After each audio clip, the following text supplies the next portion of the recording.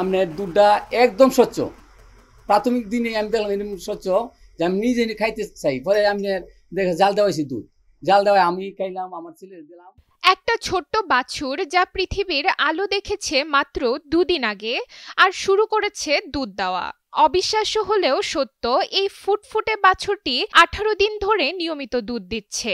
এমন ঘটনা দেখে একে অলৌকিক কিংবা আল্লাহর রহমত বলেই মনে করছেন অনেকে। এই তো 17-18 দিন আগে এটা ডেলিভারি হয়েছে স্বাভাবিকভাবে।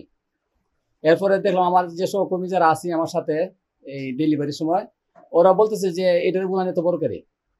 তখন আমি বললাম যে এটা তো পিজিয়ান গরু এবং আমি বীজও দিচ্ছি পিজিয়ান এডিআর কোম্পানির, তো স্বাভাবিক এটা হইতেই পারে। পরের দিন দেখলাম যে এটা আর শুয়ে রয়েছে, আপনি নিচে আপনার দুধ, টাটকা দুধ। তখন আমার একটা কৌতূহল ছিল যে এটা কেমনে হয়, এটা দুধ কেন এনো টাটকা দুধ। তো আমি মনে করলাম যে এটা কি পেট লিক হয়েছে কিনা। পরে ছোট বাছুর, এটা তো আর বানেতে দুধ হওয়ার কথা না। পরে আমার চাচার কাছে জিজ্ঞেস করলাম যে এই ঘটনা বললাম, তো বলতেছে যে তুমি উঠটা দেখো এটা। পরে আমি আইসা তাৎক্ষণিকভাবে দেখলাম যে উঠ তো বড় এবং আমি লাল হয়ে গেছি। ওটা হালকা একটু চাপ দিছি, এমনি তো দুধ বাড়িতেছে বড় হয়ে। অস্বাভাবিক এই ঘটনাটি ঘটেছে কিশোরগঞ্জের করিমগঞ্জ উপজেলার গুজাদিয়া ইউনিয়নের পূর্ব চরকরণশী গ্রামের হারুনুর রশিদের খামারে। 18 দিন আগে তার খামারের একটি গাভী প্রথমবারের মতো বাচ্চা জন্ম দেয়। জন্মের পর থেকেই বাছুরটির ওলান অন্যান্য বাছুরের থেকে একেবারেই আলাদা মনে হয়। এটি ছিল বড় এবং তাতে দুধও ছিল। সবার মনে এক প্রশ্ন, এটি কি প্রকৃতির কোনো অদ্ভুত খেলা নাকি কিছু ভিন্ন ঘটনা?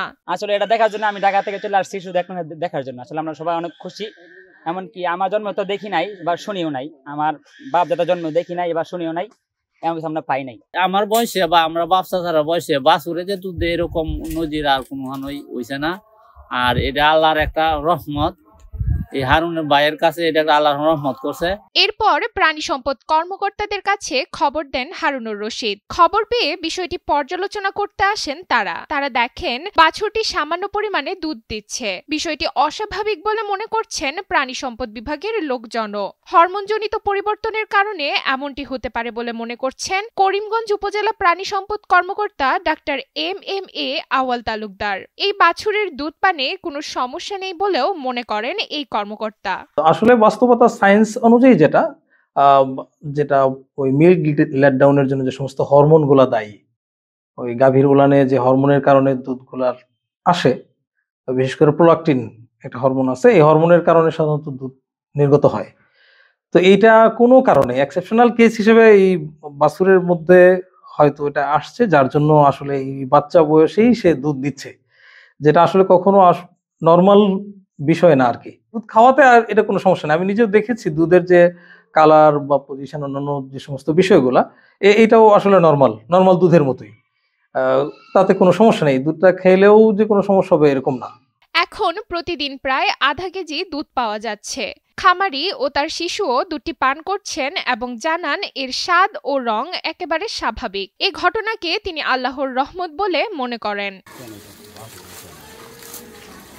আশ্চর্য এই ঘটনা দেখে এলাকায় চাঞ্চল্য সৃষ্টি হয়েছে। প্রতিদিন শত শত মানুষ খামারে ভিড় করছেন বিশেষ বাছুরটি দেখতে।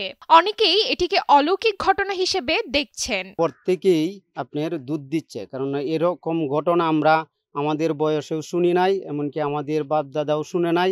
এরকম বিরল ঘটনা কোনোদিনও শুনি নাই।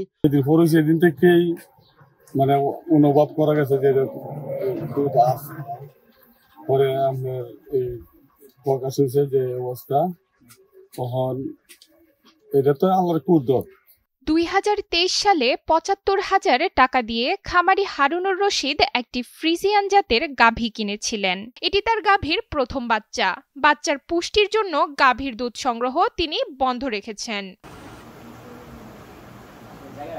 কিশোরগঞ্জ থেকে নূর মোহাম্মদের পাঠানো তথ্যচিত্রে ডেস্ক রিপোর্ট, নুসরাত তালবিয়া।